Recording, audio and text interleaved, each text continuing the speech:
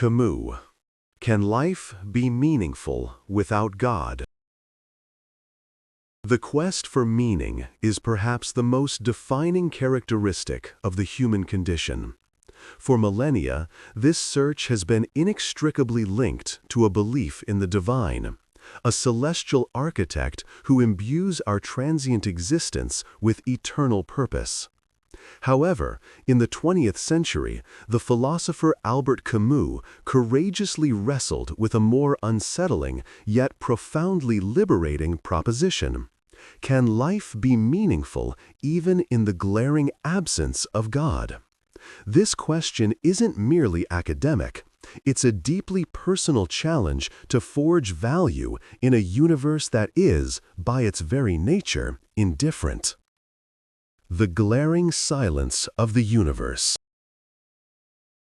Camus's philosophical journey begins with the concept of the absurd. It's crucial to understand that the absurd is not a person, a thing, or even an emotion. It is a fundamental confrontation. It is the jarring, irreconcilable divorce between our innate human desire for clarity, unity, and eternal purpose, and the unreasonable silence of the world in response. We crave answers. Why are we here? What happens next? But the universe offers only cold, beautiful, and utterly blank vastness. Historically, religious faith offered a comforting escape from this confrontation. It was the leap of faith that promised a future reckoning, an ultimate design, and a grand narrative that made sense of all suffering. Camus, an atheist and an honest observer of reality, rejects this leap. He sees it as philosophical suicide, a refusal to live in full awareness of the human condition. To truly confront the absurd is to stare directly into the void, and acknowledge that life has no preordained meaning stamped on it from the outside. Redefining meaning, quantity over quality.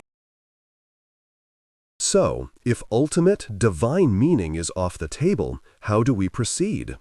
Camus proposes a radical and exhilarating shift in perspective. Instead of seeking the quality of eternal meaning, we must embrace the quantity of human experience. This is the heart of his solution, often embodied by the myth of Sisyphus. Sisyphus is condemned by the gods to eternally push a boulder up a mountain, only to watch it roll back down. This is the perfect metaphor for the absurd, meaningless, repetitive effort.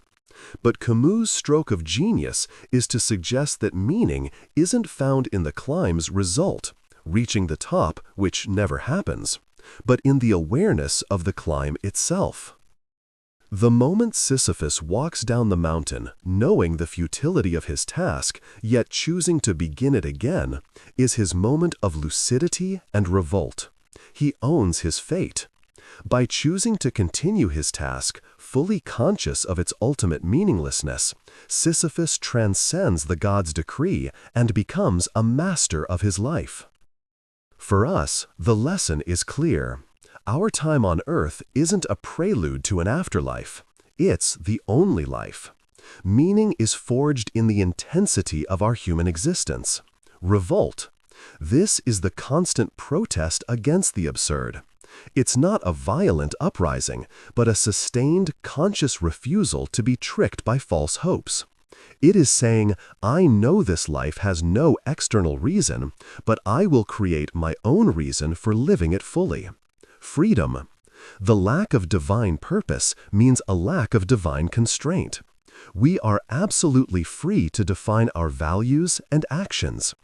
Every second is unwritten, a chance to pour ourselves into the world.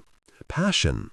This is the imperative to experience life to the fullest, to live rather than be lived. It means cherishing the simple, tangible things, the feel of the sun, the taste of wine, the fleeting connection with another human being. It's about being wholly present in the moment. The moral imperative of solidarity. One of the most profound aspects of Camus's absurdist humanism is its moral dimension. If God doesn't exist, where do our ethics come from? For Camus, they spring from a deep solidarity with other humans. When we recognize that we are all in the same absurd boat, facing the same ultimate fate, a powerful, authentic human bond is forged. This is the central theme of his novel, The Plague. The protagonist, Dr. Ryu, doesn't fight the disease because of a religious calling or a promise of heaven. He fights it because, quote, it's the only decent thing to do. His meaning is found in the act of relentless, compassionate labor for the other. Meaning becomes an outward-directed, ethical action. The purpose of life is not to find a grand truth, but to alleviate the suffering of fellow travelers in this strange, beautiful, and absurd world. By helping others, by creating beauty, by loving fiercely, we carve out moments of intensely human value that, while not eternal, are absolutely real in the here and now. A meaning forged in the fire of now.